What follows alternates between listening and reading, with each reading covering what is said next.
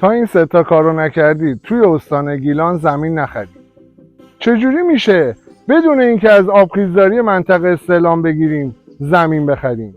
به طور مثال حریم رودخونه سفیدرود 350 متره. اینجا یه منطقه گردشگریه که در اطرافش پر از زمین‌های مسکونیه.